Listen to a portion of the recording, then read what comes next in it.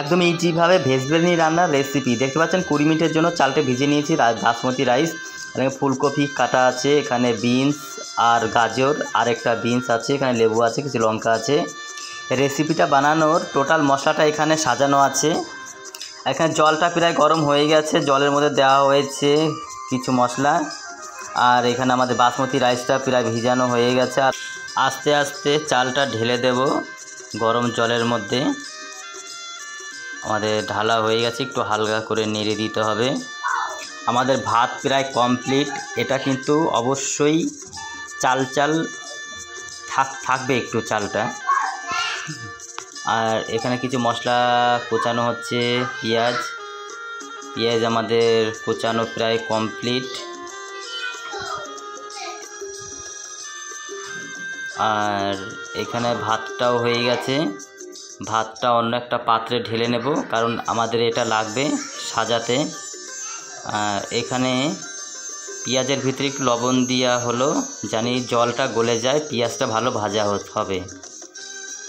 পেঁয়াজটা এখানে ভাজা হচ্ছে। পেঁয়াজ আমাদের অলরেডি ভাজা প্রায় কমপ্লিট হয়ে গেছে। আর এখানে সেই গাজর আর যত সবজি ছিল সব ভেজে নিতে হবে। আমাদের সবজি ভাজাও কমপ্লিটের মধ্যে হালকা একটু আদা পেস্ট দিয়ে দেওয়া হলো ভাজার ভিতরে অল্প পরিমাণে। আমাদের কমপ্লিট হয়ে গেছে প্রায়। আর একটু বিরিয়ানি মশলা একটু দেওয়া হলো। সবজি ভাজা সব কমপ্লিট। আর এখানে যেটা আমরা সাজাবো সেটা একটু ঘি মাখিয়ে দিতে হবে, যে লেগে না যায় নিচে। আর প্রথমে দিতে হবে পেঁয়াজ ভাজা দেওয়ার পরে একটু সবজি দিয়ে দিতে হবে। একদম ডাইরেক্ট ভাতটা দেওয়া যাবে না, লেগে যাওয়ার ভয় আছে। তার নিচে আবার ঘি দেওয়া আছে, লাগার কোনো ভয় নেই। বাটারটা দিলে ভালো হতো। তাই ভাতটা দিয়ে একটু সাজানো হচ্ছে, সাজিয়ে দিয়ে উপরে আবার সবজি দেওয়া হলো। সবজি দেওয়ার পরে তারপরে আমরা তার উপরে আবার ভাত দেব, রাইসটা দিয়ে দেবো। তার আগে একটু বিরিয়ানি মশলা একটু ছিটিয়ে দেওয়া হচ্ছে ভিতরে, একদম মাঝখানের দিকে বিরিয়ানি মশলাটা থাকলে ভালো হবে। তার উপরে আবার দেওয়া হলো ভাত, রাইসটা আবার দেওয়া হলো। রাইসটা দিয়ে দেওয়ার পরে তার উপরে একটু বিরিয়ানি মশলা আর একটু দিতে হবে, দিলে ভালো হবে, স্মেলটা আসবে। আর উপরে একটু ঘি দিয়ে দিতে হবে, খাঁটি ঘি।